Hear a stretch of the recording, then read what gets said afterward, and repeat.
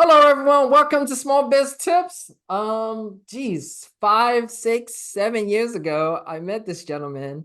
I was blown away by what he was doing in the digital marketing space. We stayed in touch, and we just recently reconnect. And I was like, "Oh my God, we got to have you on the podcast."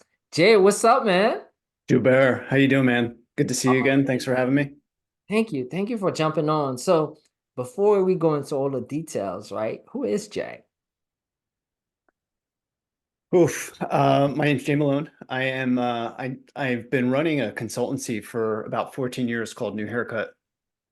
And now I am running a new venture, as if one wasn't enough, a new venture called Congrats. Passive Profits, where I'm helping business owners learn how to grow their businesses with digital products like courses and ebooks and toolkits, things like that. That's awesome, man. So let's talk more about that, right? Because a lot of people heard of digital products for years, but it really seems like it really got super popular when COVID hit. hmm So tell us about that. How was that experience for you when you got, started with that business? Yeah, so I'll tell you my story. Mhm. I had been running a consultancy for 14 years and I struggled with sales. It's a complex set of frameworks and methodologies that I was doing for big businesses. So getting in front of them was tough. And maybe like, I don't know what the percentage of business owners that don't have a sales background, but I struggled. I didn't know, didn't have any formal training, didn't know what I was Yeah. doing. And what I started to dabble with was without really, it's right before COVID, and I didn't really have much experience doing it, but I was like, I bet there's a way that I can package up the training that I do for Mm, corporate clients to give it to prospective customers so that I don't have to always show up. So I was really mm. solving a problem for myself because I was on planes all the time. I was away from my kids, my family. And I was like, Wow. I want to almost outsource this job that I'm doing to a set of tools and templates and resources so I don't always have to be there. So Yeah. I just basically started assembling them into a package of things that I could give out to the market, and it hit. People started to request them. And then COVID came, so I was fortunate in the sense of timing. COVID came and all of my traveling stopped anyway, and I was like, well, okay, this is fortunate because now I can just give people Wow. access to these courses and templates that I've created. And it started to take off. And That's then timing. I think what happened too was a lot of other folks that had 9 to 5s and maybe they Mhm. had side hustles. They started to like look into ways to keep themselves busy or just like create new income streams, and they started to do the same thing. So you had like the rise of the solopreneurs and the creator Yeah. economy. So like all these things culminated and came together at the same time, and it just really took off. I'm curious, when you're a business owner and you're in the B2B space, for example, like you mentioned, it could be very challenging getting in front of the right people. Tell us more about examples, maybe. How did you guys use those digital products? Like, kind of give us what was it, that first digital products, that second digital products that got Mhm. people in the funnel to like end up buying that bigger item? Yeah, what I wound up creating was something that I called a toolkit. I think Okay. other people just would refer to it as a course that just had downloadable materials that you could use to then like take action on what you learned in the course. Mhm. For whatever reason, I called it a toolkit. But before I knew what that toolkit was going to be, I had been teaching a framework that I used inside of corporate innovation teams. And so, like, the ability to package a service into a training, Yeah. it's almost productizing a service. So it taught me about how to package something that I had been doing and selling as like just um, a manual service. So that was almost like the training itself was a Yeah. bridge to the toolkits. And then Huh. as I started to experiment with the toolkits, it became a reason to reach out. So at first, yeah, I had no idea what to charge for it. I was Mhm. giving some of them away to past clients and saying, hey, we work together. If you need some additional help. I know that it's tough to work right now during COVID Yeah. and all that, but like, hey, I created this thing, and if it's helpful for your team, use it, give me some feedback on it. And that actually started to nurture old relationships. They'd be Mm, like, hey, I took a look at that thing that you created. It's too much for me to use, but like I'm going to give it to my team. They might have questions. Can we like set up a lunch and learn, a Q&A session? So I wow. started charging for those Q&A sessions. And then eventually they'd be like, you know what? You just come in and do that thing. It's too much for the team. They're too busy. So I was like, wow, this is actually like I wound up building a lead magnet. I didn't Very I didn't really good. know what I was doing at the time, but it No, seemed that's to work. amazing. So I'm glad you're talking about that because a lot of business owners need something like that, but they don't have it or even think about it, right? Mm, Because sometimes you hear the term lead magnet, but you don't really know what it means. Like nobody explained to you what that is in internet terms. So you calling that course a toolkit and providing that for free to some people, give you feedback, and then starting charging because now it becomes what like a revenue stream because you have several things you can do with it, and mhm. then you get the big products in the back end. Yeah. That's pretty cool, man. Yeah. It's wild how it worked out. And then along that journey, I read Turning the Flywheel by Jim Collins. Mhm. And I was like, oh, this is what I've been doing this whole time. This is the thing. Because like it had always just been, but I thought a lead magnet, first of all, the lead magnet, the term lead magnet felt tricky. It felt slimy. Mm. It didn't feel like something that I could do. Yeah, But then I was like, well, hold on. I created a thing that I've been charging 5 and 6 figures for that I'm now giving to people. That feels really valuable. And yeah, then as I started to get feedback and made the product better and better, I'm like, I could charge for this thing.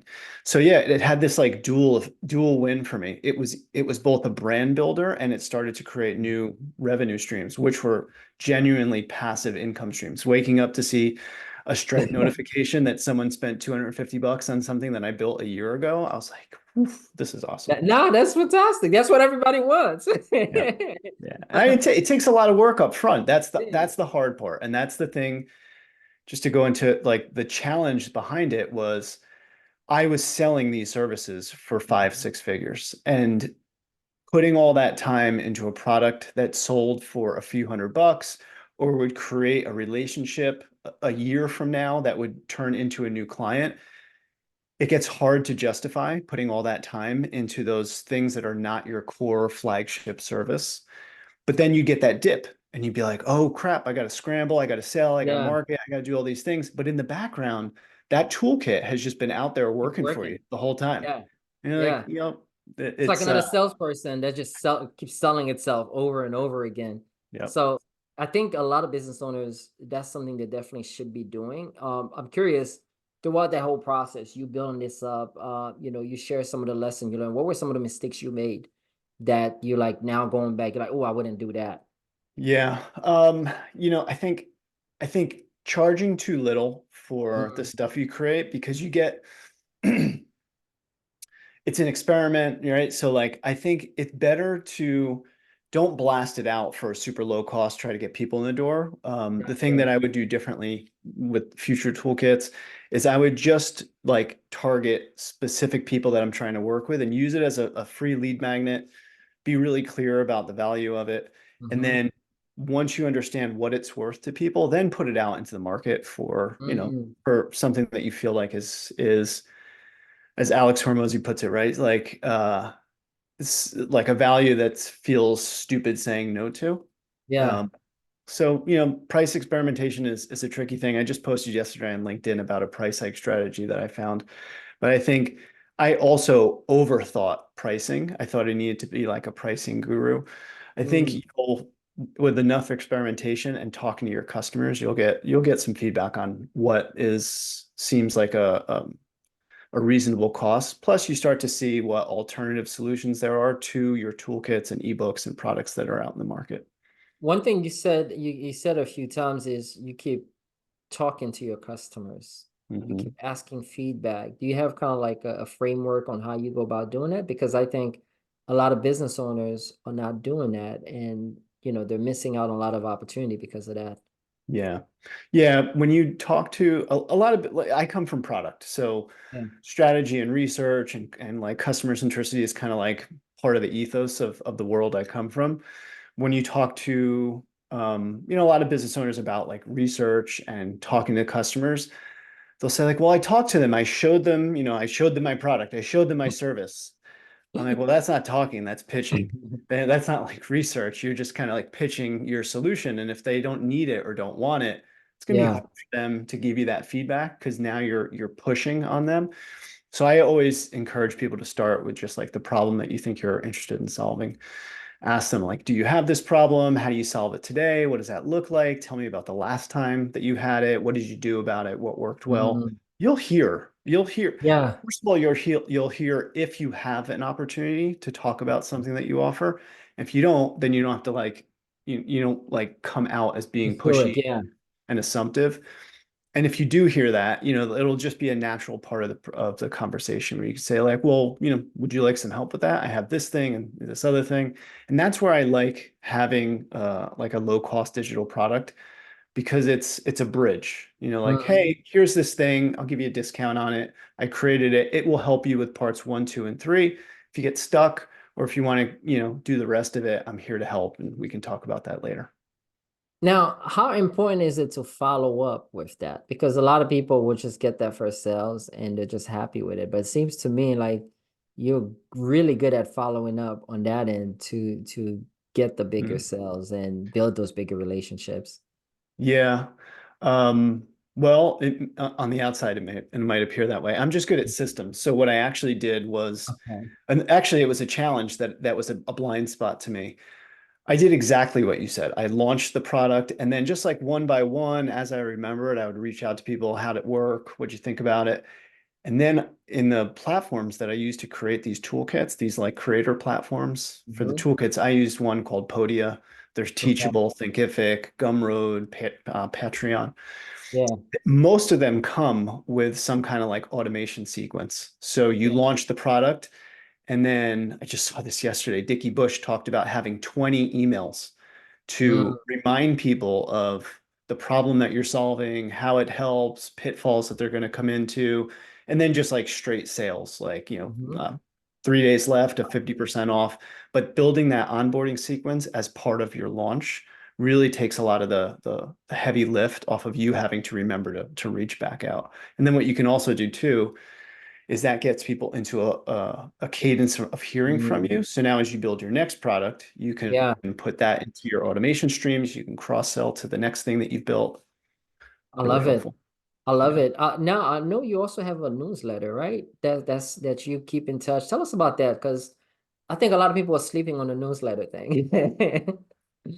Yeah. I had a newsletter for my first business, New Yeah. Haircut. I never really, I didn't really take it seriously. It was just a way to keep in touch with prospective and existing clients. And then one day I realized that my newsletter had grown to like close to 20,000 people. I made some really bad mistakes with that. I would unsubscribe people as we kind of like pivoted our business model. When I started this other venture, I was Yeah. like, I realized how important it was to have that dialogue and have that Mm. relationship in a channel that you own. It's one thing Yeah. to do that on LinkedIn and Twitter and or X, but as You don't people own call it. them, those are Yeah. rented. Yeah, it's rented platforms. You have to like win over the algorithm to keep in touch. So when I started this new venture, the one thing I wanted to do was really own that relationship. And I felt like email is still, it's still sacred. Our inboxes are still sacred. And I like to write. I like, so I watched what a couple other creators were doing with Yeah. newsletters. And so the newsletter is kind of like the core engine of my new business. I love it. I use a platform called Beehive. They make it really Nice. super simple to launch different newsletter posts and promote it, and you can monetize it. So that is a really interesting business model altogether. I I like that you said that, right? You leverage the newsletter as your marketing channel to bring people in. Mhm. They get to experience some of your products. You get feedback from them to see where they are. And then if they have a need for your bigger products, then you're able to offer that to them. Mhm. I love it. Yeah, that's the flywheel, right? It's like Yeah. everything kind of like I forget, I think Matt Gray, I heard this expression from. It's like one domino knocks down the next, right? So you kind of get people, you build initial relationships and trust of who you are, maybe on these discovery platforms like LinkedIn and X. You bring Yeah, them into your newsletter where you give them like constant value week in and week out. And then when you have that product that you're going to sell them to, you announce it through the newsletter, yeah. you get a percentage of the people that say yes to it. You could offer a community to them where you bring those people that bought the product into a space to learn and network with one another, and it just kind of goes around and around. I love it. This is fantastic. Now, to kind of wrap things up, right? You've been a business owner for years. You've seen the ups and downs in entrepreneurship. What is that small biz tip you would share with any entrepreneurs or business owners that's listening to this that, Mhm. just gathering it in? Like, what is that one tip you would share with them? I think the imposter syndrome. So Mm, if you're not a tried and tested sales practitioner that started a business, yeah. I think like there's a lot of imposter syndrome that like I'm not a salesperson, I'm not a marketer. But you probably know how to talk about the service that you're delivering. And if you can talk about it and you can write about it, then you Mm, can create a newsletter. You can create a piece of content.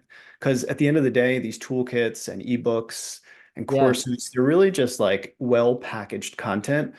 But I'd start really small, like start a newsletter, send it to 10 people on a weekly basis, Hmm. get feedback on it, getting yourself in the practice of writing the ideas that you talk about and the topics that you teach or fulfill, especially if you can experiment on discovery platforms like LinkedIn. Writing is that like core fundamental skill that will really kind of propel you into all these additional products. And then before you know it, the products are kind of doing a lot of the heavy lifting of the marketing Yeah. and selling for you so that you don't get that big sales dip. That's awesome. Jay, thank you so much for sharing this. How do people get in touch with you if they want to join your newsletter, get some of those knowledge that you've been sharing?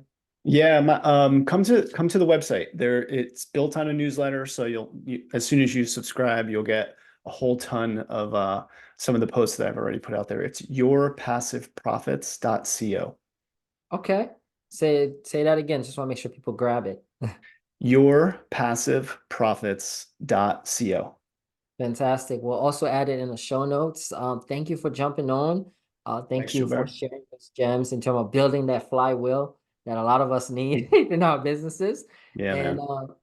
guys, check him out. Check out his newsletter. It's pretty awesome. And have a good one. Thanks, Gilbert. Cheers.